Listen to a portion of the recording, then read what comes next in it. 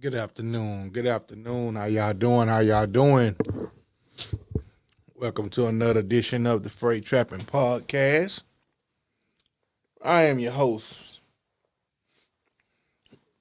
Mr. James Roberts. I had to get my little snack out the way. I had some apples. Me and my son was eating some apples. What's up, Charles? What's up, Charles? How you doing, man?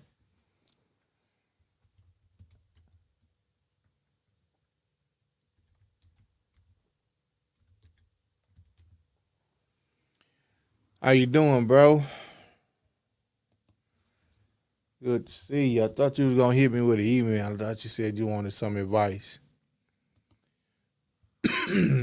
How y'all doing, man? Well, I'm waiting on Mr. Carey to come in. Mr. Carey is he's a father of four. Uh, he drives intermodal, and we just gonna sit down and talk. We just gonna sit down and talk. We may have Mr. Butler joining in with us to talk about some things, but yeah, we just gonna sit down and talk. No problem, Charles. We'll do. Just let me know when you hit me, and I check that often. I check that little email often, so when you email me, I'll see what you're talking about and just put my 2 cents in. Whatever you need, I'm here. I'm here, bro. I got you, and I sure appreciate you tuning in and listening to the interviews. I know you like listening to everybody. So let me see if they can get on in here. But until they do, what we're going to be talking about and what we're going to be kind of hitting on is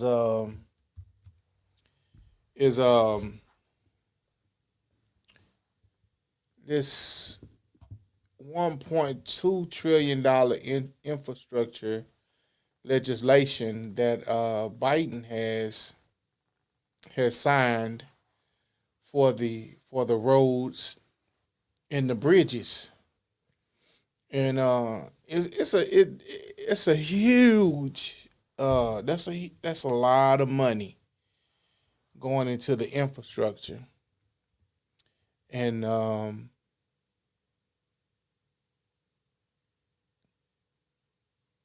what you mean? Yeah, I know infrastructure. Didn't I say that? I got these braces in my mouth, so infrastructure, infrastructure. So into the infrastructure, and so um, that's a lot of money for the roads and the bridges. So what I think what that really tells us is that I know, like here in Houston, we have they're working on. I spelled it wrong. Infra. I thought it Infratruc.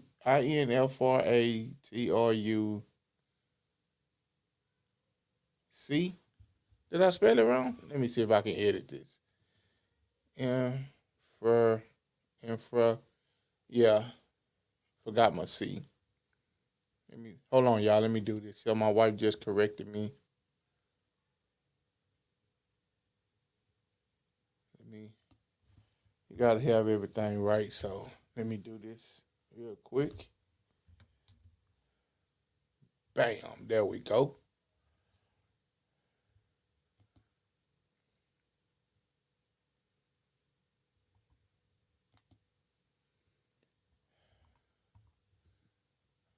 All right. I got that changed. So we were sitting here talking about that. I see Mr. Roy in the building. I see you in the back there, Mr. Roy. Can you hear me? Okay.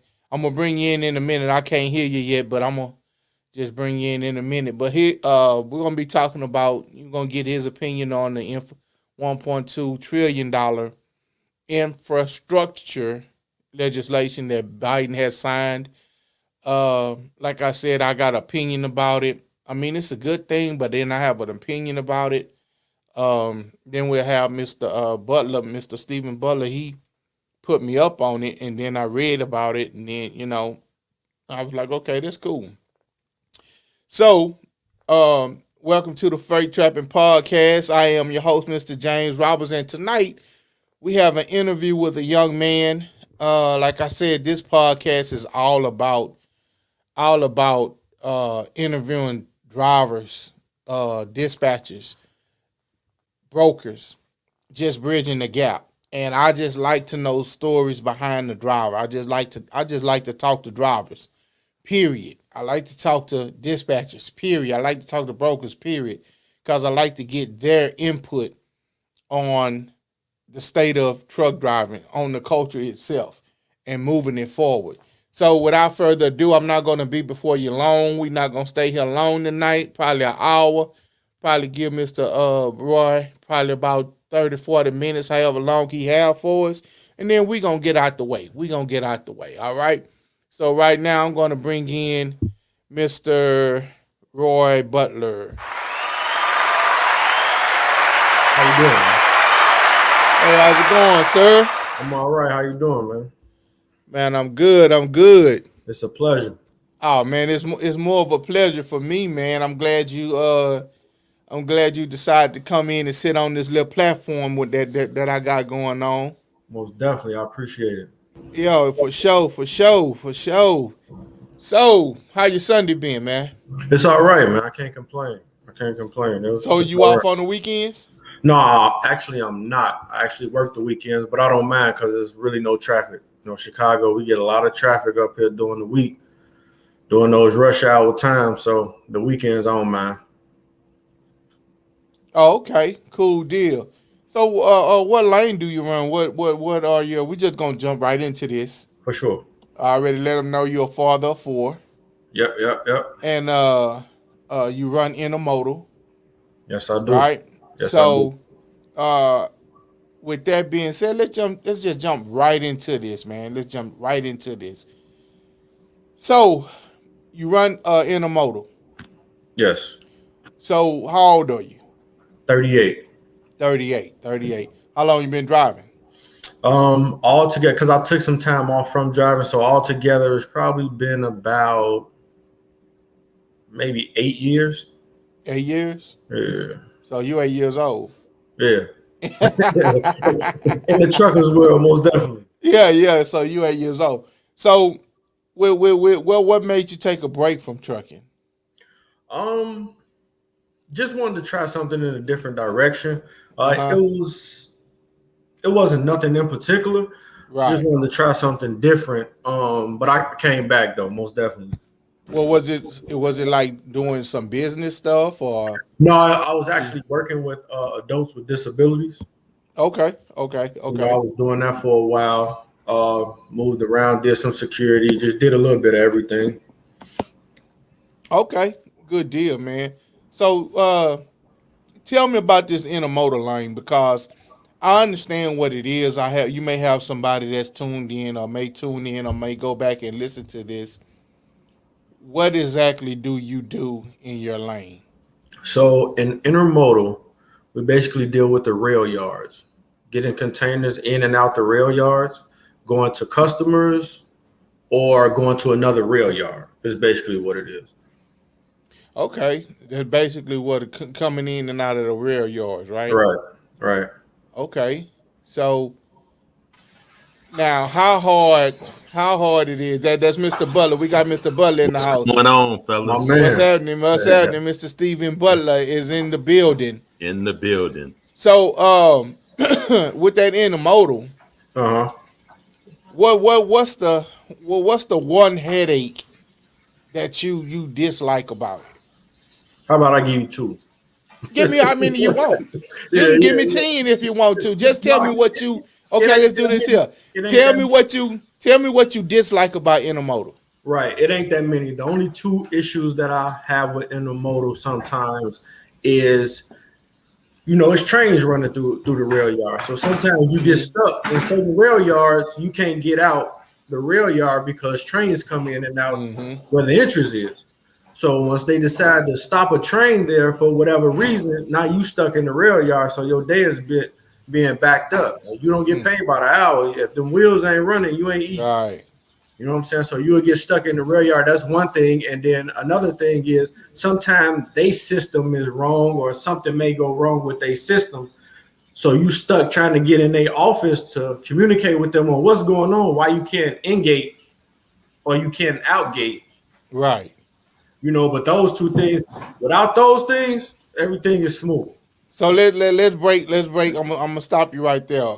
Let's break down for somebody just getting into trucking. Okay. What is in gate and out gate? So in-gate is when you bring in a box into the rail yard, maybe from another rail yard or from a customer. Okay. It can be going international or it can be going anywhere in the country.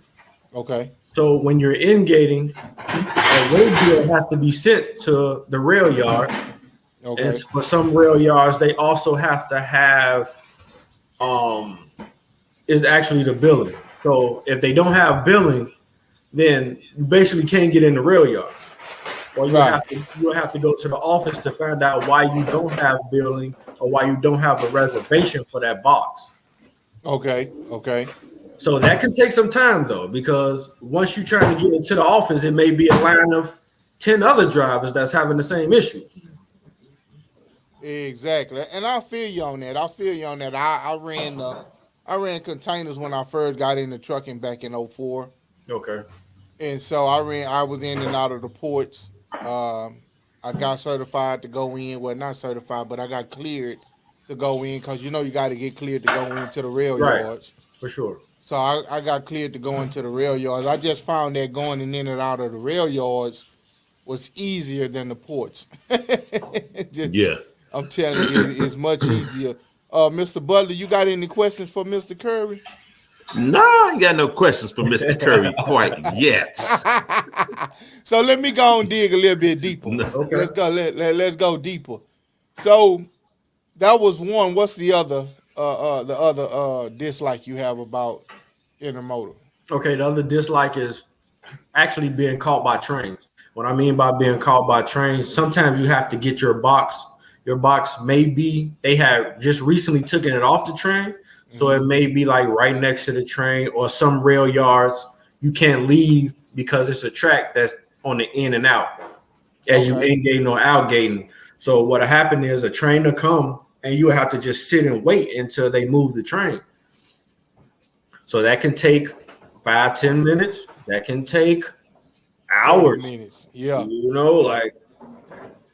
So my thing is, once I get in the rail yard, it's like, let me know. Let me find out where my box is. Do what I need to do to get my box. Anything goes. Yeah. And get out of there.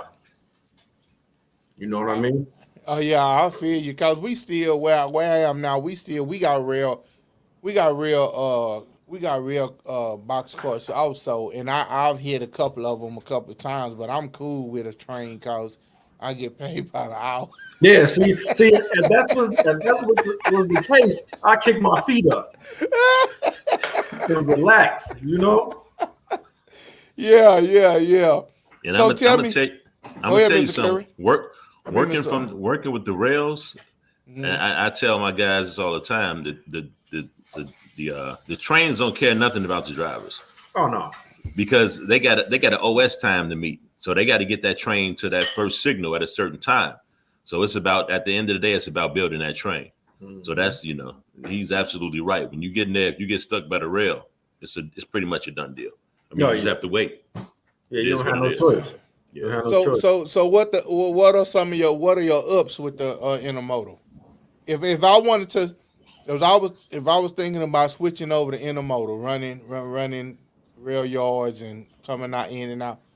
How would you sell me on being how would you sell me on the rail yard?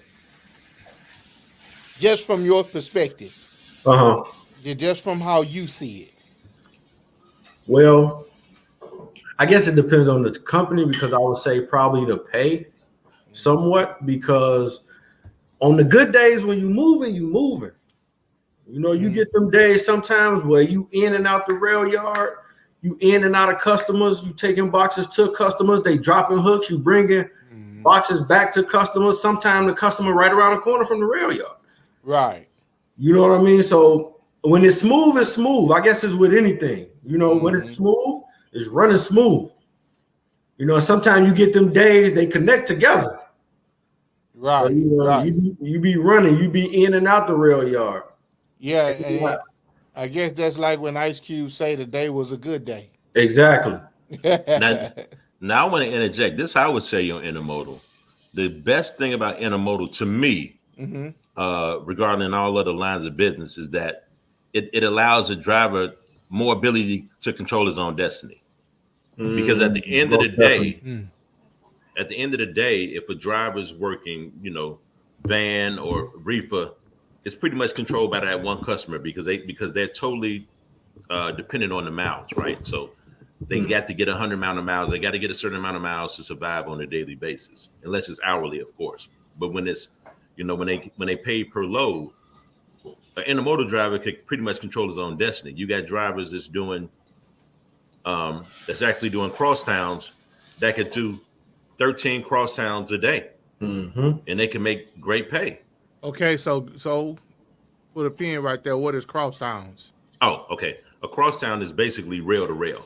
So it's going from one rail yard to the other rail yard. Okay, that's crosstown, rail to rail. Yeah, okay. Rail to rail. All right, good deal. So I understand what you were saying, Mr. Butler, and those are. I'm gonna tell you something. If I was doing containers, it'll be rail yard. Yeah. Even with those, with those catch-ups every now and then with those trains, I would still rather do rail yards than the port. I promise I would. So, Mr. Curry, you're a father of 4. Yes, I am. How many? How do they range? Boy, girl, boy, girl, boy, girl. It's girl, boy, girl. I know, right? I know. Wait, and the youngest one, 2 years old. Oh, yeah, I started all over, man. Oh man! So you say it's girl, boy, girl. Yep. Ooh, my oldest, she 20. She's in her second year at UIC. Okay. College. My son, he's 17. He's a senior in high school. My next daughter, she's 13. She's in 8th grade. And then we got the ringleader, the 2-year-old. She is a ringleader. She's a ringleader. She run the show, man. Hey, bro, you don't have to tell me, man. I got a 3-year-old. Oh yeah. So you know. I know what you're going through, bro. Yeah. So you know. I had to tell him. I had to tell him every day. Say, man, you ask me for some milk. You don't tell me to go get you right. some milk. And then he'll lay in the bed and cross his legs. Yeah. On my side of the bed. Yeah. Bro. I feel for y'all. I'm an empty nester, baby. I feel for y'all. Mine is sophomore in college, and then after that, when she done, I'm done. Y'all still gonna be messed with a little bit. Hey, I gotta sneak out the house in the morning. Hey. Grandkids, that's the only thing with grandkids. Hey, you ain't done because even with her being out the house, you still gonna look out for her. Cause just the other week you went got her. Of course. Yeah. Okay. All right. I don't want to hear that. I got no. I don't want to hear that. You just got a little bit more freedom. That's all. Yeah. No, forget that. I ain't got no little bitty tiny people telling me what to do. Y'all got midget bosses. Hey, for real, huh? Really, bro? That's exactly what it is, bro. Hey, I'm talking about my boss is like ain't even 3 feet yet. Not 3 feet. But see, I got it easy because I got a son and he 3, and I can pop him on his butt. JR, he can't do nothing. She run that crib. Check it out. She the boss. She run that crib. Look, check it out. She the boss and she ain't even talking English yet. Right. She don't talk no English. Yeah. She still talking. Yeah. She still. But you know what she make sure you know what she want though. Okay. Oh yeah. Oh, they got that sign language down, bro. Man, when my son was 2, I couldn't understand none what he was saying. But when he wanted that snack, he grabbed my hand and took me right to it and said, right there. Exactly. Right there. Exactly. I say, bruh. You know what I'm saying? But it's lovely, man. I really wouldn't change it. This is my first one. I waited. And so I think God told me to wait because this is what my patience is. If I'd had it any younger, my patience wouldn't have been where it is right now, and I probably would have made a mistake. You know what Yeah. I'm saying? Yeah. So Yeah. what made you get into trucking? Let's get back into that. What made you get into trucking from the get go? So the funny story about that is I never was into trucking. I never even looked into it. I never, I was in a place in my life where, you're a young man and you kind of like looking, trying to find out what you want to do. And I had a Right, cousin of mine who just got into trucking. And, right. he was making decent money. He like, look, there's decent money over here. Go get your license, do this, do that. And, I tried it out. And once I did it, I'm like, oh, yeah, this is sweet. Because once I first started, I was working for a beverage company. So Okay. I wasn't over the road. I was actually delivering to customers. But I was young. I was fired up. So I could hop out the truck and Right, pile up cases and run them in stores, and you know what I'm saying. So right, once I right. started doing that, and the money was good, and I actually liked it. It was cool. So that's what made me get into it. You ever been over the road? I did. I did a short stint over the road. I did like 6 months over the road. I actually wasn't a fan of it, but I think I kind of did it wrong. I think I kind of did it What you wrong. did wrong? What you think you did wrong? No, because I didn't. So my thing was, when I'm running, I just run. Like I would run at the end of my day. I shut down, sleep, wake up, run. That's all I did. I was doing regional. You know what I'm saying? So I was out Monday through Friday, and then I come home on the weekends. Well, my mentality was, let me get to the customer. Let me get to the customer. I had a conversation with my cousin. He was running from coast to coast, and he like, man, look, I stop at some of these places. Uber somewhere and chill out and go, you know what I'm saying? Go have a good time or go out to eat or go, you know what I'm saying? Like he actually lived while he was on the road. And that wasn't my mentality when I was on the road. It was like, I'm gonna drive as long as I can, get to where I can, shut down, and then keep rolling. Now you ain't do it wrong. You didn't do it wrong. It over the road. It just depends on who you are and what kind of driver you want to be. Because I was like you when I was on the road. They called me Rabbit. They called me Rabbit because when I first started for the first 3 years, I would stop because that was before you had to do an 8 hour, 30-minute break at your 8 hours, right? Yeah. So you could run, and then take your 10 hours. You know what I mean? Mm, So I would just run because I wasn't used to sleeping in the truck. And so by the right. time I had to make myself, I had to run until I got sleepy. You know what I'm saying? Okay. Then I pulled over either to do a 2 hour break or do the whole 10. So what happened was I had to start breaking it up because I would get in the back of the bunk and I would sleep only like 2 or 3 hours. Mm, And I'd be right back up moving. You know what I mean? I was running, I was out, I didn't even do 2 or 3 weeks out, right? I just did 1 week, 7-day turn, a 5 or 6 day turn. Most of my runs was from Houston to California or Houston to Epping, North Dakota, or okay. somewhere like that, right? So I would get to where I needed to be, but I could not sleep in the bunk. I don't know what it was. I couldn't sleep. You couldn't get comfortable. I couldn't get comfortable until about 3 or 4 years later. I realized that I have to make my truck comfortable, Right. right? Mm-hmm. I'm just running. I got my own sheet and my own pillow and my own blanket. But guess what? I needed a refrigerator. I needed Mm-hmm. a little microwave. I needed a converter in order to run my TV and my microwave and all of that kind of stuff.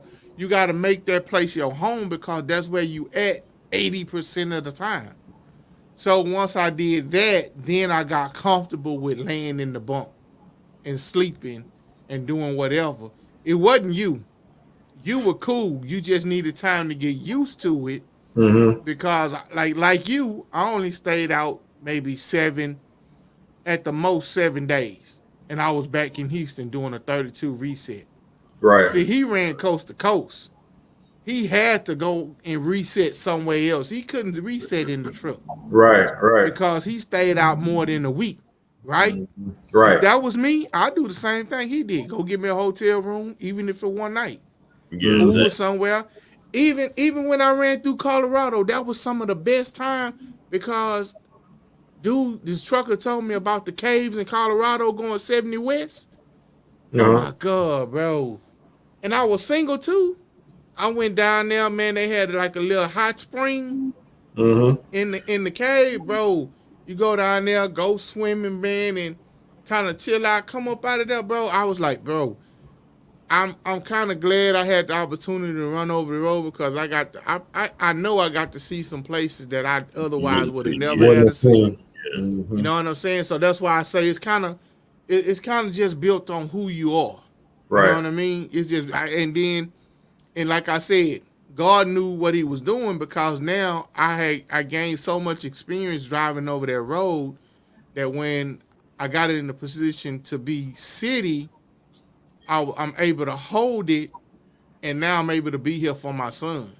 Right. Right. You know what I'm saying? And I Right. think that's the most important thing. And you got a 2-year-old, you here for your daughter. Man, just imagine if you would have been comfortable over that road, running over that road with a 2-year-old at home. You know Yeah. what I'm That's saying? crazy. Yeah. But So you're it, right. You're right though, because I didn't have a TV. I had a little refrigerator. Like I definitely didn't make it my home. I mean, it was books and YouTube. You yeah. know what I mean? Well, for me, we didn't even have YouTube at that time. I'd Right. have probably been a sensation Right. if Right. we'd had YouTube. Yeah, yeah, because you're right. You could have been telling your whole story. Yeah, I could have been in the back Yeah. of the truck. Yeah, blah. I'm not a blogger, Right. especially now. Not in the city. Running the city, there's no way you can get to a stop. Yeah, man. No, no, no, no, no, Ain't no no. time for that. And you know what? I used to get mad because I used to say, man, why they not hiring me for this city work? Bruh, I understand that when you go from the road to the city, it's a different beast. Most definitely. That city running, you have to really be on your P's and Q's because At these all times. trucks, Your At head got to all be on the times. swivel. Head got to be on the swivel 24/7. and I appreciate At all times. I appreciate every process I went through in trucking because now I'm at the point where I am now, almost 19, 20 years later, the point where I could teach each one teach one, right? Exactly. And I Exactly. can teach a young trucker. I can give him the experience. I can show him this, that. I can show him how to be in compliance. I can do that. I appreciate it. Every experience, bro. Every lane. Every lane. So you got started in trucking because your cousin put you on and all of that Yeah. kind of stuff. He So put the tell me, bug in my ear.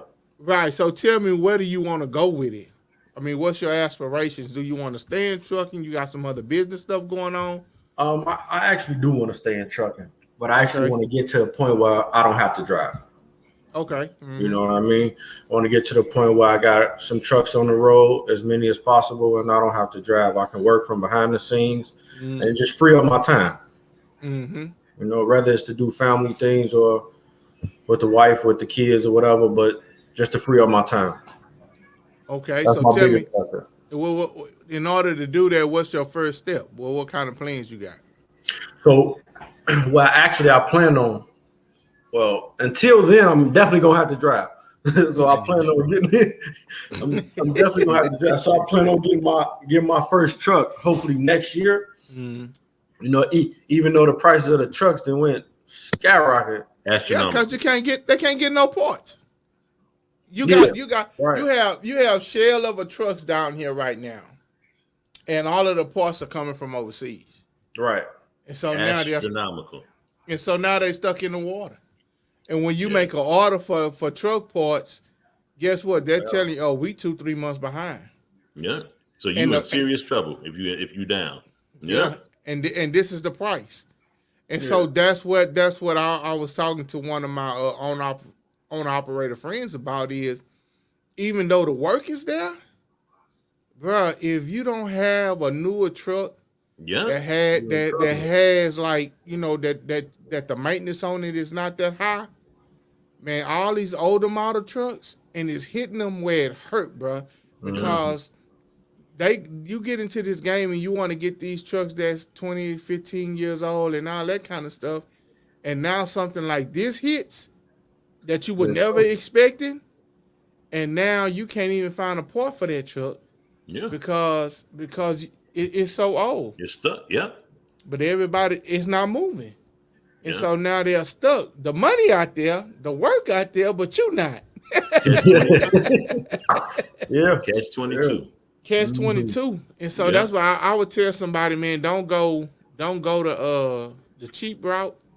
For me, getting the truck, getting into the game, knowing that I always say I'd never turn down a load if I got a truck. Because if I have to put it, I would get trucks that if I have to put them on the road, that I won't be afraid to hit the road with them. If you're afraid to hit the road in your truck, you don't need it. Right. So I'll probably, 2021, let's say 2022, I probably wouldn't get a truck that's not no older than 10 years old. You know what I'm saying? Because once you get a truck getting any older than that, then you start running the risk because you don't know what they've been pulling with that truck. Right. They don't tell you that in Carfax. No. You know what I'm saying? The only flip side to that is that, I mean, it's kind of like two schools of thought, right? Some people's school of thought is, let me get an older truck, because I don't have a monthly payment, so automatically it contributes to me getting the black a little faster if the truck is in fair condition. To me, some of the mistakes that people make when they do buy older trucks is that, one, they don't take it immediately to somewhere to get a PM ran and get it strictly looked over, make sure it's DOT, and look over everything and get a real good PM done on it. That's the first mistake they make. Secondly, they don't deal with, even if it is an issue, they don't just go ahead and rip the Band-Aid in the beginning and say, you know what, let me just go and just rip the Band-Aid and pay, one of these maintenance issues that may cost me a little money, because it's going to cost you more down the line, right? Because now, not only, you're not paying a note, but now you got this issue that was $5,000. Now this issue is $15,000. You know what I mean? But the other side to that is what you were saying, which is some people buying trucks that are newer. The only problem with that is, and it's pros and cons of everything, right? One of the issues with that is, to me, is that now automatically you're in the red because you have a note, a truck note, and you got your insurance. So now, if you had a truck that maybe cost you $30,000 and you pretty much paid for it, you could take a load to get to the black quick. If you take a load that's $3 or $3.25. Now, since you got that note and you got fuel, you got maintenance, you got that note, now you got to take $450. You know what I mean? You got to take $450 to get in the black. So I mean, there's two schools of thought, and I got spreadsheets on both of them. And, some of my owner operator friends that I kind of help out and consult. It's two schools of that, but it's really like, where do you want to go with it? But to me, what I've seen, the best thing to me that I've seen that people have done, and that kind of a diversification, just like stocks. You buy you a newer truck, you buy your older truck, put a little money into it, get it running. You can maximize because you could just run. When you start making a certain amount of money, maybe start looking at a lease option that's fully covered with maintenance. So now you got two options. You got your truck that you're running, and now you got a lease truck. So you're paying a little more with this lease truck, but you still got this other truck that's running. So that's kind of, my philosophy on everything. Oh yeah, it's a lot of different ways you can hit it, but I'm glad to see that you got a mindset of going into business for yourself. Almost definitely. And I'm just telling you now, you'll never get out that truck. You'll never get out the truck, because I found, and one thing good about you being a driver already, I found that people get in the trucking that don't even have CDLs. Yeah.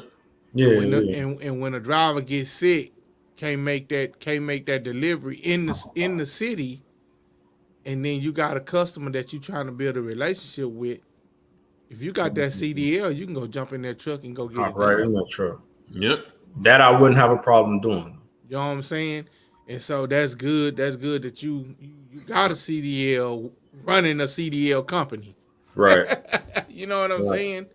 So, so that's good that you're doing that. So tell me a little bit more.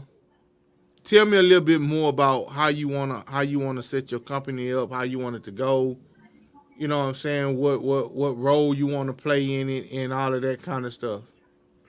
Well, I'm still working on all of that as of Mm-hmm. right now. The role I want to play, actually, I want to be like you said. Sometime I may have to hop in the truck. So whatever Yeah. roles need to be played at the time, that's the role I want to play. Whether I gotta dispatch, learn how to dispatch or whatever, because like you say, everybody ain't gonna always be able to make the move. You know what Mm-hmm. I'm saying? So I want to learn everything that I can learn about trucking. Just in Yeah. case I gotta put my foot in there. Yeah. So let's go back. Let's go back to the dropping hooks you said about in the yard. Uh-huh. So for me, when I ran over the road, I didn't have to do a lot of drops and hooks because most of the combination vehicles they stayed attached unless I needed to go get a stretch trailer or something like that. I mostly ran flatbed most of the time over the road, right? So give me. So I'm gonna put it like this. I'm gonna start out. Now that I'm doing dropping hooks where I am right? I do a lot of dropping hooks, right? Right. I found that 2-3 years ago,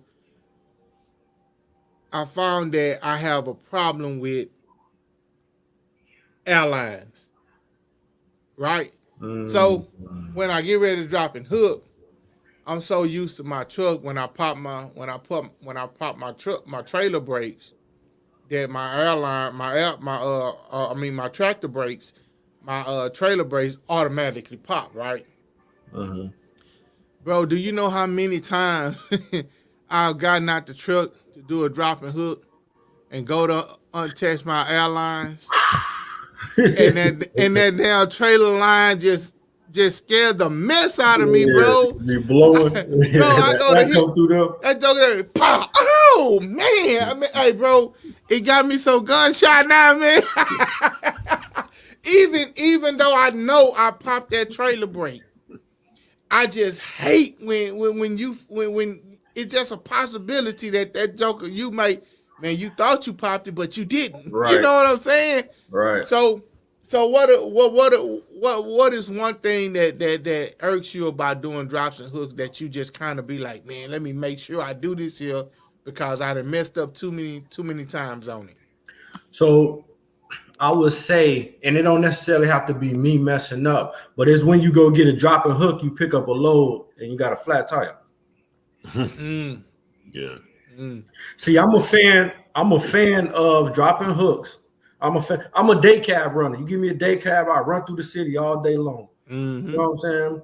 You get in and out of little tight spaces with the day cab that you can't do with the sleeper. I'm Yep. just a day cab driver. In the rail yard, Mm-hmm. sometimes it's tight to park. Mm-hmm. Do that with the day cab. But when you Less get, Jackknife and all that. less overweights. yeah, most definitely. So when I go to pick up, the dropping hooks, when you go to pick up and you drop it empty, and I can pick up a load and keep going, Mm-hmm. and I can take a load to a customer and picking up a load out of that customer. Mm-hmm. Oh, that's heaven right there. But when you got like a flat tire, you don't expect it. You drop your empty, you go to pick up, you doing your pre-trip, you get to the tires and you got a flat tire. Mm-hmm. And That now slow it's you like, down. now, slow you down. You know what I'm saying? Either you got to call the emergency response so they could come fix it, or you can Well, that's get when I get a well, that's when I get a phone call. exactly. That's definitely when you get a phone call. Look, see if they got something else coming out of here. Because I'll put it in emergency response. I'll put it in, but I don't want to wait for it. Yeah. I'll come fix it when y'all get a chance to come fix it. But let me get, like I say, them wheels ain't rolling, you ain't eating. You Yeah, ain't he ain't eating. making no money. Yeah. So you You got know, something else coming out of there. I'll take that. one of the other things that I found that I did, I'm a little gunshot too about. I used to have a bad mistake of taking for granted that my jaws had locked around that pin. Them around that kingpin. around the kingpin, right? Yeah. So I would look, and my level in the front pin on the fifth wheel, Mm-hmm. it's in, everything locked in. But I would always forget to check that lockjaw. Oh yeah, Man, I get up tug. under them. Yeah, you got to That get up tug under there, test. and you got to tug, and you got to tug. And you got tug test, right? You You gotta got hit to that tug. tug test. Soon as you lock up under that, then you gotta go You got look. to tug. Yeah. And have you ever forgotten to disconnect your airlines and pull it off? So I yes, ain't I got to do have. that. That ain't nothing nice. You got a Nothing like. story? You got a Nothing story? like. You know what? I do have a story. I do have a I story. got one too. You know what I'm That saying? ain't So nothing nice. what's crazy about it is, you get stuck in the routine of hopping Right. out the truck, Right. disconnecting. Mm-hmm. You know what I'm saying? Letting your legs down on the trailer. But then it be those times where somebody maybe in the rear yard be like, oh, you got to move that trailer over here. Mm-hmm. Or you got to do this, you got to do. So now your routine is different. You didn't hook back up to hurry up and move the trailer. Mm-hmm. Now you done moved it and you go to unhook and your airline's still plugged up. But that's another thing that I got in the habit of doing by having that day cab is you look through that back window. Mm-hmm. Every time you go to pull out, you look through that back window. But what about that one time you forgot? Oh yeah, that's what made me start looking. That was the trigger right there. You know what I'm saying? You pull that up out of there, now you got a whole nother issue going on. Damn. I think that's one of the most common things that people do. Yeah, it is. Yeah, it is. What you got, Mr. Butler? Something similar. I had a driver, a newer driver, when I was managing a new driver chain, and this guy consistently never checked. And he came in the yard one day, whole back window busted, gone, gone. And I'm like, man, what happened? Nothing. Just tell me the truth because it's obvious what happened. You know what I mean? Just gone. But the caveat was that this was his second time, and it's like, dude, it's like now it's really nothing more I can do for you. This is your second time with the same exact accident. Like at the first time you should have learned your lesson. You know, the key, to driving, the key to trucking, the key to anything with transportation using big equipment is it becomes muscle memory, which is good and bad. It's good because you just kind of know exactly what you're doing, but it's bad is because it's such a routine. Sometimes you could go through the whole thing and forget you even done it. Yeah. You know what I mean? So it's like we have to always keep our head in the game. It sounds corny, but that's real. Like you gotta, even though you could do it with muscle memory, you still gotta say, you know what? Well, let me make sure I'm doing it. Like Roy said, that's a great example. I look out that back window. Like you always got to do something mentally to keep your head in the game, because otherwise stuff like that's gonna happen. And then it really hurts you when you're owner operator, because now you got to replace. You don't have a major company to replace that window. You don't have a major company to replace that fifth wheel. You don't have a major company to replace that fifth wheel handle. That's you. So now that's costing you money. It's all on you. So to me, to be a good owner operator or fleet owner, you need to be a great driver. It's like when you first start, you pay more attention. Like you said, once it becomes muscle memory, after a couple of years, you just be doing your thing, and next thing you know is something you ain't did. You know what I mean? Exactly. See, and y'all, it's funny y'all speak of muscle memory, because like I said before, I've been doing this freight where I am now. I've been doing this freight for almost 4 years now, right? But like I said, I come off the road where our combinations, they stayed hooked. They never came apart unless, you know what I'm saying? Then when they did come apart, I was more cautious of checking this, checking that, making sure this right. Yeah. So you're the customer. You finally have the customer. Right. Exactly. So I get over here and we doing late night freight and we doing swaps and all of that kind of stuff. And then you get to moving fast, especially when it's raining or something like that, right? Man, Man, you mess around and forget you didn't jumped out the truck, you didn't ran to the back to make sure the trailer unlocked, then you ran to the landing gear to dolly down, and now you thinking that your normal process is get out the truck, unhook the airlines, unhook your fifth wheel. Well, we don't have to unhook the fifth wheel because we got the new system where all you gotta do is sit in the truck and push the button. Yeah, we got those. Yeah. Okay, we got the new system now. So we been having it, but I didn't have it when I got it's new to me. So, you get out the truck, unhook your airlines, dolly down, go check your back of your trailer, make sure everything good. Come back in, you good, right? But sometimes you get somebody might say, hey man, your light out back here, right? You jump right out, go straight to the back of the trailer. So now when you walking back, you dial it down, you thinking, okay, because of your muscle memory, I done already unhooked the airline. But you did. That's how I be. But you didn't, right? That's exactly how it be. You go to pull out from up under there, and bro. Yep. Them airlines say, bah! Smack the back of that. Yep. You already know what did happen. Exactly. Bro, I swear I done got shot with a shotgun, man. I be like, hey, wait a minute. Look back there. Yes. Look back there. And airlines just dangling. Long as I don't know what. Man, now I gotta go check the airlines. I just hope that the spring saved it, right? Right. I just hope that the spring saved me. Mm-hmm. So at the end of the day, that's one of the things that scared me also. But I've also had a problem with forgetting to dial it down too. Mm-hmm. Hey, forgetting to dial it down and the trailer loaded. Woo, bro. It was the summertime too. Come on. Yeah. It was the summertime too. And then you get a lot of drivers who just pull right from under there and try to keep going. Right. And they try to keep going, bro. And so I'm up under there. I'm dollying. And now I'm not dollying where it can come up. I can't dolly when it come up fast. I gotta pull the dolly out to where it's loose enough to make sure the legs come up. Mm-hmm. You know what I mean? Mm-hmm. So that's why when I teach or when I show people how to when I'm training, I tell them, I say, man, make sure you go through your steps each and every time. Mm-hmm.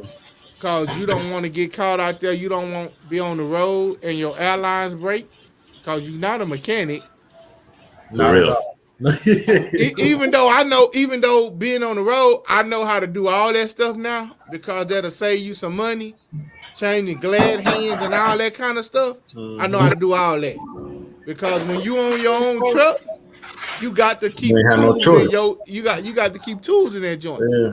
But when you're out there and you're trying to make things happen, you know what I'm saying? That's just one of them things. You got another one? I would recommend too, even if you're a company driver, to keep tools in your truck. You know what I'm saying? Because it will cut down on a lot of things that you can do on your own that you wouldn't have to wait for emergency someone else to come out. Say for instance, in the wintertime, we get crazy winters up here, and the brakes on the trailer freeze. Yep. You got a hammer, you go up under there, hit the drum, and a lot of times it'll release. But you ain't got no tools in your truck. Now you got to try to get a flip in the rear yard or try to do whatever. So I would recommend even company drivers keep tools in their truck. Exactly. Well, if you don't, you're a driver that's not prepared, and all you're going to do is depend on SEM. Yeah, exactly. So all you're going to do is call emergency maintenance. So. And they gonna come when I'm sure they try their best, but they're gonna come when they're ready. Exactly. And it's even worse when you're on an operator. Yeah. So let me do this real quick. I want to pay attention to this. I'm looking at the chat over here. Okay. So can y'all see this here? Y'all can't see that, huh? Cause I know Yeah, y'all not. Now y'all can't see it because y'all know I can see y'all it. on here. You see it? Yeah, Yeah, I where it can says, see it, Jack. where Yeah. can you go to learn oversized lows? Yeah, yeah. I don't know. I don't know what city you're in, Mr. Christopher. But I need to understand what are you trying to do with oversized loads? Do you want to learn how to haul them? Do you want to learn how to lock them down? Are you trying to get loads off the oversized loads off the board? What do you mean, Mr. Christopher?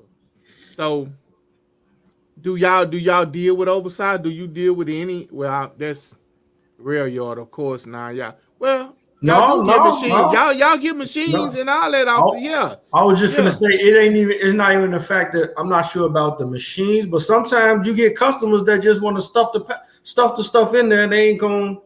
They don't load like. Well, I'm currently we had a customer who likes to do that. He So likes you're to, but you're dealing more with overweight. Yeah, not right, oversized. Yeah. right. Oversized, You right. You talking yeah, about You oversized right. oversized. loads. You Yeah, right. oversized is where you outside the boundaries, wide Or that length, flatbed. Oh yeah, I wide, don't. Yeah, or yeah, either long or in height. yeah. Yeah. No, I'm not. So Yeah, I don't know uh too much. so Usually that's with flatbeds. Right. yeah, you normally reflect or what they call RPG trailers. Yeah. Mm. They sit lower than a they really call low boys too, or RPG trailers, and so they mostly use those for those oversized, over height. Because they don't sit so high, they don't sit as high off the ground, and now you can bring it down, and now you can maybe run legal high, and still Mm-hmm. be either wide or long on the trailer. Yeah. So he said, I'm in Cleveland, Ohio, and I want to learn how to haul them. Okay. Well, Mr. Christopher, I'm in Texas, and these gentlemen are in Chicago.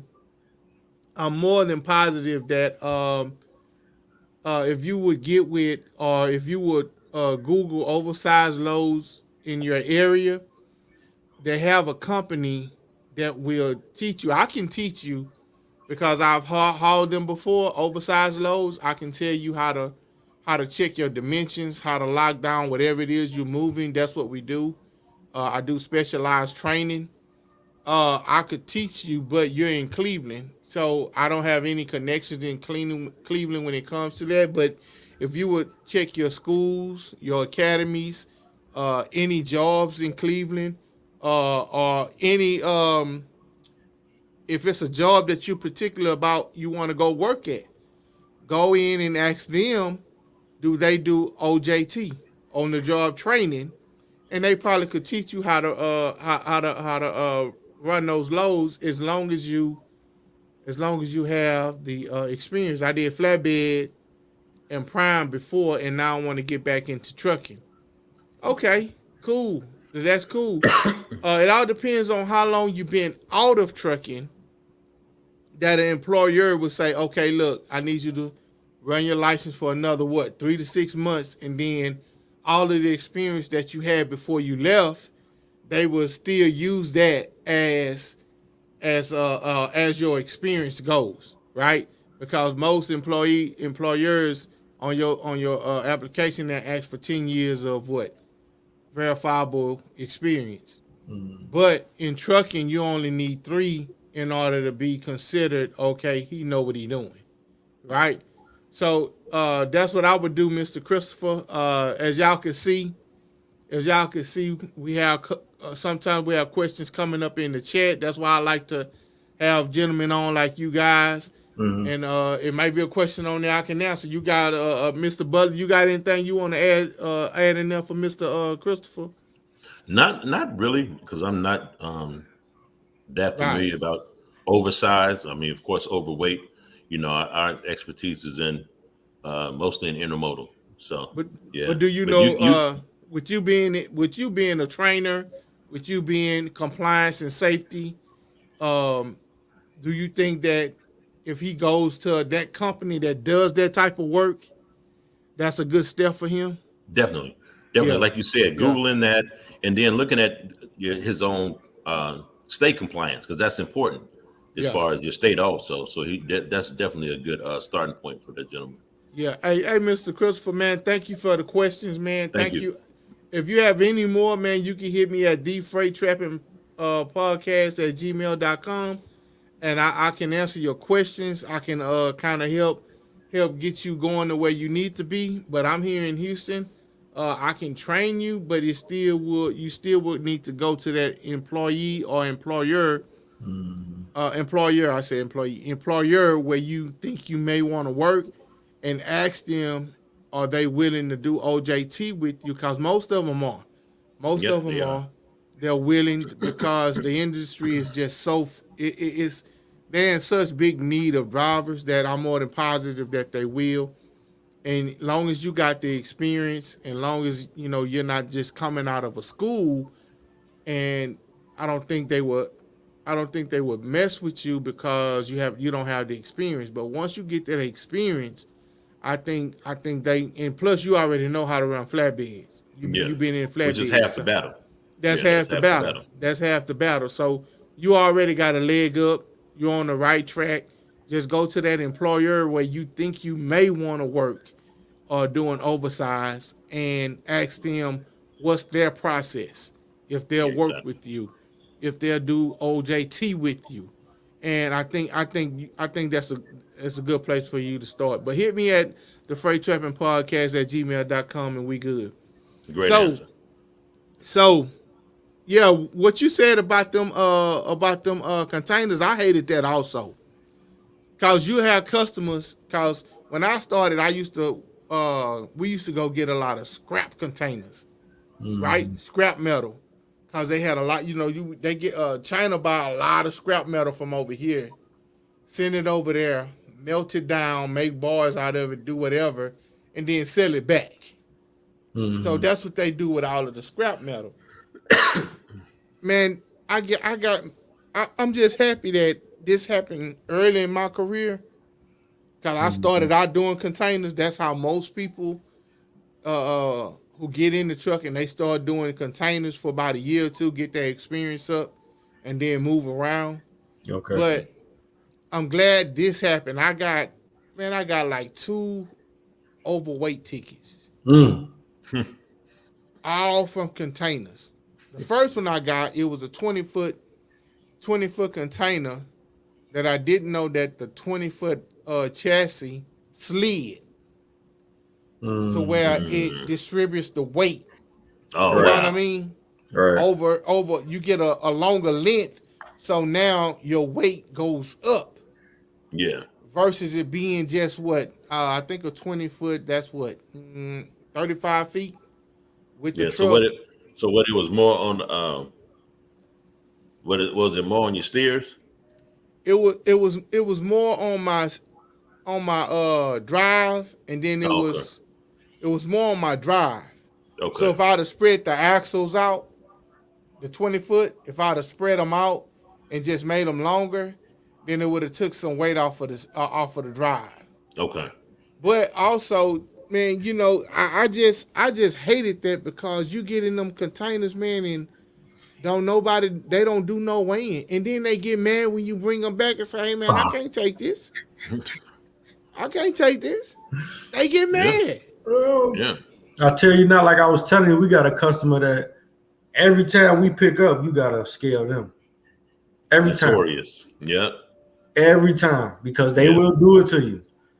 They will do it to you. And Even if it's and Yeah, even if it's under whatever the 30K. weight is. Yeah. Even if it's under 30K. Yeah. and then how many and then how frustrating is that when you gotta go scale?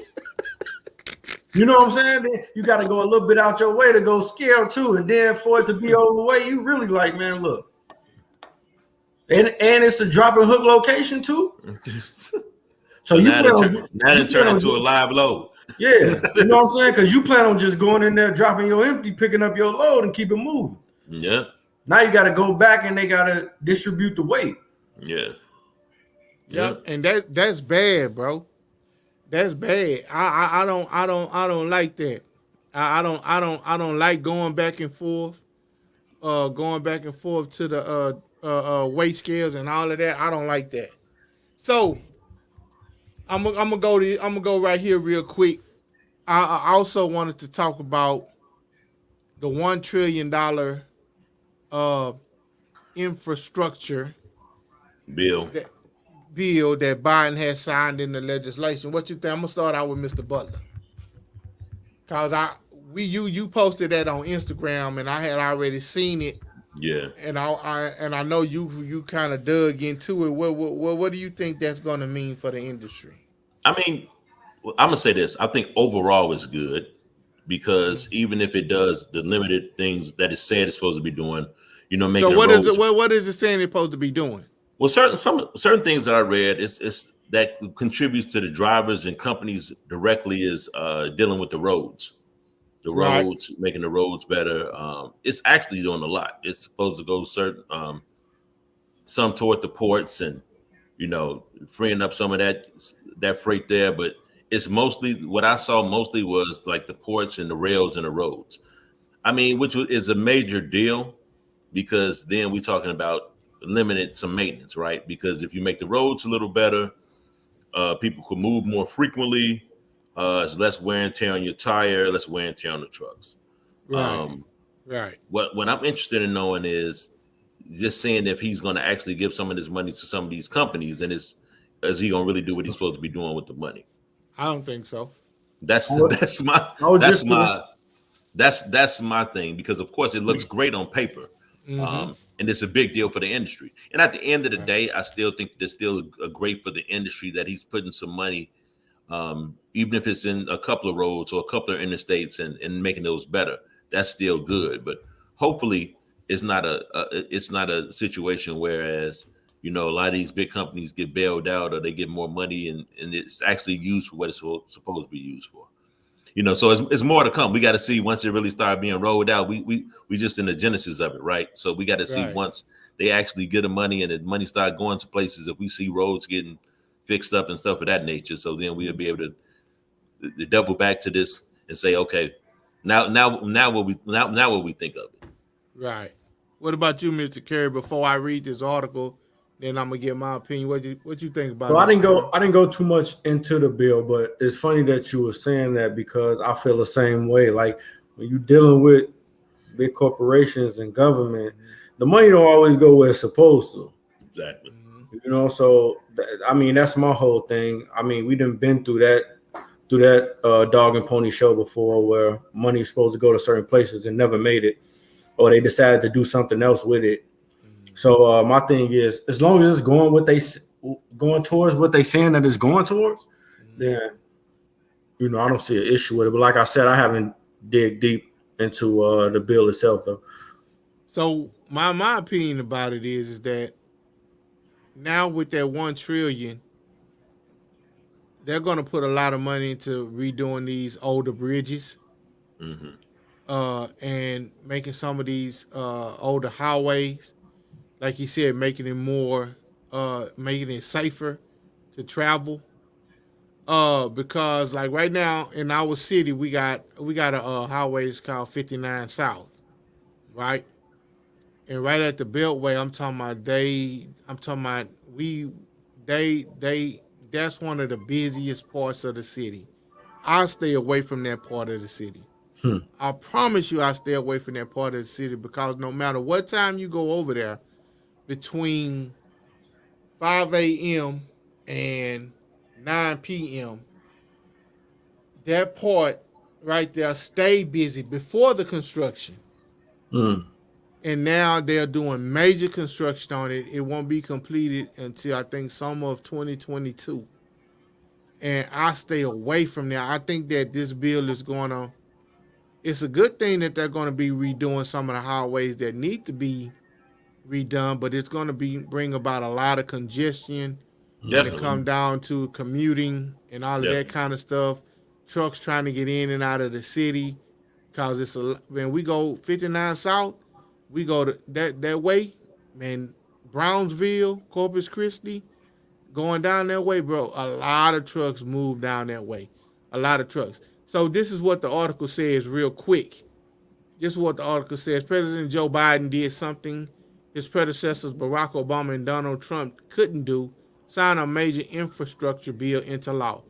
Biden Monday put his signature on a long-awaited infrastructure legislation. Let me skip down. It says there's also $73 billion for the electric grid that comes from the freeze that happened down here in Texas. 66 billion for railroads, both freight and passenger services. 65 billion for high-speed broadband internet. Now, last week, let me say this here. Last week, I spoke about that broadband internet service that will they're switching over to 5G. Mm-hmm. Everything's going over to 5G. So now, if your ELD is not capable of running 5G, you're in trouble. If it's stuck on 3G, you won't be able to transmit your logs to if you get pulled over and have a level 1 done. So they finna kill these owner operators. So they finna kill the owner operators only if the ELD system they're with doesn't have the capability to move over to 5G, which I think A lot of them should. Yeah. a lot of them should. A Yeah. lot of them should. And if they don't, like with us, even though we have ELDs in the system, in the trucks, we still have to carry paper logs just in case the system goes down. Yeah. Yeah. But when it comes down to transmitting those logs, that's where that 66 million for the broadband comes in. And I think that's important for drivers to know is that especially if you're an owner operator, man, make sure you stay on top of this. And I think AT&T is going over into 5G. I think they said in February. Mm-hmm. And then some of them are going over later into the year. I think June will be T-Mobile, and then later on at the end of next year. But AT&T, which they mostly handle all of the broadbands. Everybody Yep. is on their network. I think Xfinity is on their network, using their towers and stuff. So that's just something that people need to us as truckers need to pay attention to, especially owner operators. See, Definitely. it's a lot. It's a lot going on that we need to, and that's why I started this podcast is for stuff like that, and for people who don't know. Even if I don't give you all of it, at least I help you scratch the surface, and then you Mm-hmm. can go do some more research because that's your company. You got to do your due diligence for your company, right? Yeah. So the rest of it says that was for the broadband, and then it goes on and on um, for airports. All of the money just spread out. And then it says how that money gets spent will be overseen by the Infrastructure Implementation Task Force. You always got to be aware when they say task force, right? Which includes cabinet secretaries and heads of various government departments. During the signing ceremony, Biden said, "If I visited your town, I'm sure you'll be able to tell me where you hold your breath as you cross the particular bridge or where the most dangerous intersection of your town is."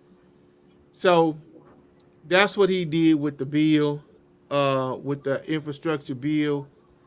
Uh, like I said, I think it's just going to bring about more congestion, but in the long run, it would be a good thing. You know what I mean? Yeah. It's always a good thing when you can get some traffic moving more fluently. I work in the area in Pasadena, Texas, where they've been working on the Beltway, and for the life of me, I don't know why they couldn't see these areas when they was building the Beltway. That you could see that, hey, 2 lanes not gonna be enough for this area. But I Mm-hmm. understand at the time it probably wasn't as heavy a traffic, but by you being stuck by all, you got more chemical plants and more warehouses in that area. I would have already said no. Y'all need to go 4. I need to go 8 lanes wide right now. But anyway, they opened up the lanes, and I think that's a part of the infrastructure. They opened up those 8 lanes to go all the way down, right? Okay. Mm-hmm. They widen out the beltway. But when you're coming over what we call the Fred Hartman Bridge, or the ship channel bridge, because you have two ship channels. You have one on 610, then you have one on 146. And then you have the Fred Harbin that goes over, which is the Beltway. And so when you go over that, man, at 6 o'clock in the evening, coming out of Pasadena, coming back into Houston, man, that traffic be right. It's starting at 4 o'clock. Try getting over that bridge because right now they're doing infrastructure. Yeah. Mhm. They're fixing it. They're making it more fluid. They're supposed to be, but right now, oh my God, coming out Well, of Pasadena, you like they say, no pain, no gain, right? no pain, no gain. A I'm lot of just, pain, huh? hey, Because I'm I just, mean, we say Chicago got two seasons, winter and what they say, winter and construction. That's what they say, the Yep. two seasons in Chicago. That's a fact. Because they always working on, they Working on always something all working the on time. something. They always working on the streets. They always working on expressways all the time, man. So I know even it's gonna even be even worse. But at the end of the day, though, once they finish it, we just got 3 to 5 years of some heavy congestion. Because it's yeah, gonna take about, depending on where you are, it's gonna take 3 to 5 years. Most Because they're definitely. gonna stretch that. These cities gonna stretch that bread out. They're gonna Oh stretch yeah. out that money. Yeah. well, I think, All the way into some of their pockets. Right. well, we already know that. We already Yeah. that's Somebody getting exactly. yeah, yeah. You know, somebody lying, and so we Definitely. already know that. Definitely. So that's why I got a 10 to 8 schedule. So I go in, I go in after everybody at work, and I get off after they go. That's So actually a Right. better schedule. That's actually real. Yeah, that's better. Yeah. Because man, you only dealing with the traffic. Yeah, you ain't dealing with the traffic that, I mean, you are dealing with it, but you ain't dealing with it as much. well you Yeah. go in, but I just be like, man, thank you. But at the end of the day, man, say young brother, man, I appreciate your time. Man, appreciate you. Appreciate you coming in and sitting down with me and Mr. Butler, letting us kind of get your story, and what the podcast about, being is getting the stories. Like it don't matter what you got going on. I just like to know how you got into trucking, Yeah. Okay. because I like to know drivers. I like to know Yeah. where your head at. I like to know what you're doing. Do you like it, or are you in it for the money? Because it's just that kind of industry. Mm-hmm. The money good when it's good, but when it's bad, are you gonna go? Right. And Right. sometimes somebody might hear you in Chicago or whatever, no matter where you are, they be like, man, I want to get with that brother. You know what I'm saying? Right. So that's why I want to talk to drivers. No matter where they from, no matter what they doing, no Where they matter at? Yeah, where exactly. they at. If you Because some lanes I just won't drive. Now I'm gonna Mm-hmm. ask you, what lane will you not drive? I mean, if you had a choice. Now, as drivers, if it all came down to it, and they say, hey man, you got to get out of freight, you got to get out of this to feed my family, I'm gonna go do what it takes. Not meaning nothing illegal, but when it comes to my Right. CDL, I'd go anything if it's gonna feed my family. But if you had a choice, what's one lane that you will not do? And I'm gonna give you an example. One lane for me, I will not go. I will not go. I will not go pick up nothing from a porta potty. That's not my gift. That's not my blessing. That's not my talent. But it's nothing against those brothers that do it, because guess why? God places people where they need to be, and people to do stuff in this world, and each gear make everything turn. So Yeah. the person that's in that gear, that's Mm-hmm. where they supposed to be. I'm not supposed to be there. I understand that. So what's that one lane that you just not supposed to be in? That's a good question. What lane I'm not supposed to be in? Huh? Yeah, that you would be like, man, you would just be like, oh man, I gotta go to work today. See, for me, I'm good where I am. When I go to work, bro, it's work time. Let's go, cause I love what I Right. do. Right. I Right. love Right. what Right. I do. This ain't a job. This is my passion, right? So if I would have to go and do porta potties, I'd be like, man, god damn, I gotta go clean this shit. You know what I'm saying? So I wouldn't be a good fit for that lane. What lane are you not a good fit for? So what I would probably say is I'm active. I like to stay active. So anywhere where I gotta just sit, like probably an office job or something, like where I'm just sitting for hours, just No, either. I'm talking about in trucking. He talking about Don't get out. instruction. I'm talking about behind the wheel, like porta potties. They have the big tanks that go get them. You know, you Right. got to be behind the wheel. That's a lane in trucking. Tankers, I would probably say oversized. I would Okay, probably say flatbeds, which I haven't done a lot of different lanes, but I would okay. probably say flatbeds because I talked to a couple guys, and when it comes to like the winter times and you got to strap down and all of that, and they say sometimes them straps be loose and come flying back, and you still gotta. So that's probably something that I probably wouldn't want to touch. I Probably understand. because of the weather. Oh, Depends I on where you understand. at. Hey, believe me, I understand. Like I said, I did flatbed for almost 12 years. And when Yeah. you go to Epping, North Dakota, and it's 10 below, and you gotta throw a tarp over some drilling mud, and your straps feel like they don't still feel like straps no more. They not loose, they stiff, bruh. I understand, but guess what? I was brand new to the game. I was Right. learning the game. I Right. had a passion for it. So for me, I was like, man, let's go. All right, gotta Well, I get had some done. people. I had some people tell me the same thing about intermodal. So Yeah, you yeah. know, what I mean, It's just that you just where some you at. lanes not Right. you. Some people not built for your lane, Yeah, and you yeah, not built for the other lane. That's right, all it is. right, right. And that's why they say that no matter what you do in trucking, you're gonna be able to eat. That's Mm-hmm. why a reason True. why I asked you that is because you're starting your own trucking company. Don't worry about what nobody else doing. Of course not. Do you? Do Of you? course not. Find that lane that you have a passion for. He said ain't that bad. Christopher said ain't that bad. Uh uh do you find that lane that makes you feel good, that it don't feel like you getting up going to a job, this okay, man, I'm cool Exactly. with this lane.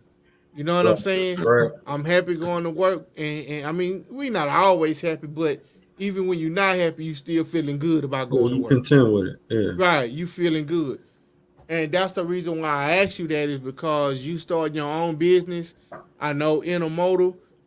Once you get those trucks, you might get some cats, and they start getting their experience in intermodal, Right, right? And right, that's one thing I always tell my homeboys is, hey man, you got a good driver, but guess what? He got aspirations just like you do. right, He want to own his own truck like you do. He want to own his own business like you do. It just all depends on how long he gonna be with you. right. But that's a good deal. That's a good deal you got going on, bro. And I want to wish you much success from this point going forward. Appreciate it. You got my email, Mr. Butler. You got anything you want to say? No, I just, the platform that you're doing is dope, man. I like seeing other drivers, like you said, being able to talk to them, talk about different issues with driving, just giving people real solid um, information from a driver's perspective, which is, I think, is really dope. And I paired up with Mr. Butler because now I have somebody who's on the, even though I am safety and compliance also, that's where he sit, Yeah, right? Mm-hmm. He sit in that. And so and we teamed operations, up. and I'm one of the best managers there. Can Yeah, you, yeah, yeah, co-sign it. You better Yeah, co-sign you it. better, most definitely, most you better. definitely, most definitely. Yes, I ain't sir. gonna, Yes, hey, sir. I ain't gonna stun. That's facts. Hey, That's yes, facts. sir. Hey, man, and that's why I teamed up with Mr. Butler after I interviewed him. We Mm-hmm. clicked, and so you kind of get both sides of the coin. And so I think it works out like that. And bro, like I said, you got my email. I done emailed you. You got you got the academy schedule. Right. If you ever need to talk to me about any type of consultation about getting your business started, any of that kind of stuff once you Most start definitely. making that move. I know Mr. Butler got a lot of information on that also. But bro, don't feel free to set up a call with me. You know what I'm Okay. saying? Especially with, and that's just my way of saying thank you for coming on the podcast and Thank you for giving me having me. your time and just kind of sitting here kicking it with us. One thing I Yeah. would like to say though Mm-hmm. is I would tell anybody, that probably want to get into trucking or whatever, you just Mm-hmm. gotta have the proper mindset. You know what I mean? Like Exactly. you gotta be in a mindset where you willing to try. You gotta actually try it and find your niche, and then move like that. Cause like I said, when I was going over the road, I had guys telling me, "Are you gonna do intermodal? No, man, don't do that. You're gonna get stuck doing this and doing that." Mm-hmm. And then once I got into it, I'm like, no, it's not that bad. Then Got I it. had people that Got it. was in the same company with me, like, no, I can't do this. But then I seen some of the older cats and the money they was making, so I kind of like, how you Mm-hmm. making this move? What you do when this Mm-hmm. happens? So Mm-hmm. you just gotta find your own little niche. Don't be quick to run away when adversity comes. Exactly. You gotta be able to stick in there. Great Let me, call out. yeah, let me tell you something, and I'm gonna let Mr. Butler get the last word after me. Let me tell you something. Where I am now, a lot of people don't know my backstory, right? And we had a conversation at the dispatch window, right? And the dude's like, "Oh man, nah, I can't do that." Da da da da. I'm like, "What you mean you can't do that, man? How this?" I said, "Well, you got into this with a silver spoon in your mouth. Mm-hmm. I got mine out the mud, Mm-hmm. bro. I had to go out there and go get it. I didn't start from the top. I started from the bottom, Mm-hmm. and I worked my way up. And it's a blessing that I made my way up. And so for me, where I am now, man, I ain't gonna lie. I don't want to give too much away, but I could do this in my sleep. Mm-hmm. Mm-hmm. Where I am now, and I love what I do. You know what I'm saying? I love what I do. I go get it.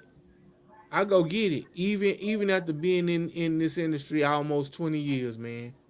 Well, being in trucking 20 years, but being in the industry almost 25.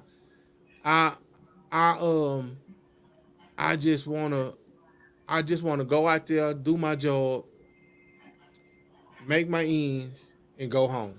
Right. You know what I'm saying? And I feel good. I guess I got instilled with this through, just my uncles and just a work ethic, man. You Mm-hmm. know what I'm saying? Gotta have it. A work ethic and having integrity about what you're doing. And so that's where my whole point is that you're not the same as the next man. Mm-hmm. Don't let the next man the path that he's on determine the path that you're going to take. Exactly. It's not going to be the same because your work ethic and what you're after is different from his, right? So go get it, youngster. I'm gonna get a last word to Mr. Butler. Something simple. Adversity could do two things to you. You know my saying, either can make you what? A champion or a chump. Yeah. Is your choice. Yeah. Most That's definitely. it. Most definitely. And go Bulls. For sure. For sure. Most definitely. I got the shorts on. Most definitely. Hey, well, what y'all? He didn't want to talk about no Bulls when the first time he was like, "Man, Chicago, I'm gonna ask y'all about them Bears." Man. Don't. No, I think y'all got a future, bro. Y'all got Yeah. a you got a young quarterback. They're gonna fire Nagy. If they fire Nagy, they supposed to be firing. Hopefully they fire Nagy. Then we have Yeah, because he ain't using the young boy right, man. Well, I mean, where's his first year? Let him put some pieces around and get some receivers in free agency. Yeah, but I Get think some linemen. at the same time, when you got a young quarterback, you gotta play to his strengths. You know what I Exactly. mean? So you can't Your just be playbook got to go with what he can do and not what you yeah, want him to do. right, exactly. So Yeah. if you gotta tweak some things, you just gotta tweak some things. Yeah. You know what I'm saying? Yeah. Y'all watched the fight last night? I ain't catch the fight, but I was definitely going for Yeah. Crawford though. Yeah, we both like Bud. Yeah, We both like Terrence yeah. Crawford. Yeah. I like Bud because, man, the way he create angles Mm-hmm. for his punches and the way the way he can. They said he couldn't take a punch. I haven't seen him get hit flush yet, so don't nobody know. But just like they were saying about Floyd couldn't take a punch. Well, nobody could hit him flush enough to see if he could take Exactly. one. That's the name of the game. Yeah, now don't get hit. Don't I get don't hit. understand why people get mad talking about Floyd, but that's pretty amazing that he never really took a punch. He That's never really took a that's punch. That's the name of the game. Yeah. Don't get hit. You got skill. So I watched the fight last night. I was supposed to go to my partner's house, but at 50 years old right now, and with a 3-year-old kid, you know what I'm saying? And the fights come on so late, man. Yeah. I'd rather be at my house watching that fight, and then if I fall asleep, I fall asleep. Yeah. Right? And so I'd rather be in here with my son watching the fight, and he have me here instead of me being out in the streets. Exactly. So I got the fight last night. At the last minute, I determined that that's what I was gonna do. Stop being cheap. Went on and subscribed to ESPN Plus. Cause I've never seen Crawford fight. Oh yeah. Really? Oh, I done seen Bud fight a couple of times. Yeah, I've never seen Crawford fight, and that's He got a lot one of heart, reason I too. got it. And He got a lot of heart. yeah, and so he didn't really even get into his bag until I think he knocked Porter out. They stopped the fight. I think it was the 8th round. Okay. Yeah. That's 8th or 9th round. Mm-hmm. And so when he was finally getting into his bag, he stung Porter. Bow. Dropped him. Mm-hmm. Right? Knocked slob out his mouth. And dropped him. And so I say, okay. Because I seen the angle that he threw the punch, right? I said, okay. So Porter got up, got mad at himself, then came back. They had another exchange.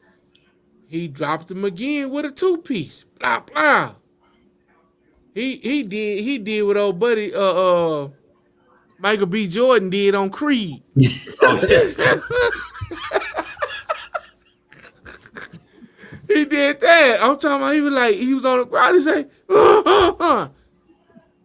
You know what? I hate to see fighters that fight past their prime, bro. You think Porter passed his prime? You think he passed his prime? Oh no, man. He looking real bad out there, man. Well, the thing about it is, and I give him this, is that he taking fights that nobody else won't take. Yeah. Everybody's scared of Bud. And now everybody know why. Now Porter knows why they scared of him. Because he gave him that business. Now everybody more scared of Bud because nobody has ever been able to stop Porter Yeah. until last night. Yeah. Now you can say they got conspiracy theories about this and about that because his dad stopped the fight after the second knockdown. But his dad know his son better than anybody. Exactly. It's probably gonna be a rematch. I don't think so. You don't think so? No. Bud done with that. Bud done with that. Yeah. Bud they friends. They know each other. And that's why his dad stopped the fight, because he know Bud was finna go in on him. You ain't got the boxer no more. You got Bud the fighter. Mm-hmm. Right. When he seen Bud the fighter come out, I think that's why he stopped. Now we done. Like it's over with. My son frustrated. Our game plan finna go out the window. When he seen him do his hands like this here on the canvas, he said, "Nah, it's over." He said, "It's over. No, it's over." The whole game plan out the window now. Bud finna beat you up. Yeah. Bud finna have you walking out here looking like a peppermint patty with knots everywhere. So his son, his dad was like Martin did on that Tommy Hearn. When you fought Tommy Hearn. "Baby, why you think you love me?" So his dad was like, "Hey, nah, we done. I see where it's finna go. You're not finna beat my son up like that. So we finna exit stage right." He threw in the towel. He threw in the towel after that second knockdown. So But it was I mean, I like I said, I think it was a good fight. Porter came out and he had a good plan. He kept his head moving, and he was making it hard. Yeah.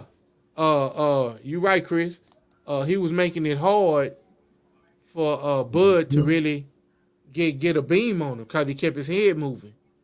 But once Bud started boxing and started cutting him out because Bud had found the rhythm, and he knew how much space he needed to take a step back and catch him. Once Bud found that out and he started moving in on him, it was over. Done deal. It was over. Yeah, it was done deal. Yeah. Say, man, we could sit here and talk boxing all I was day just gonna long. say. We could talk sports all day long. I don't want to hold you guys. I don't want to hold you guys no longer than what y'all was planning on being on here. So hey man, I want to say thank you to Mr. Ron Carey. I want to say thank you to my co-host, Mr. Stephen Butler, for joining in. Hey man, this has been another edition of the Freight Trapping Podcast, and I have been your host, Mr. James Roberts. We out of here. See you guys next time. Take it easy. Appreciate it. Hey, y'all stay safe and stay out the way. Thank you. See y'all guys later, man. Talk to you later, Steve. All right, talk to you later. All right, peace.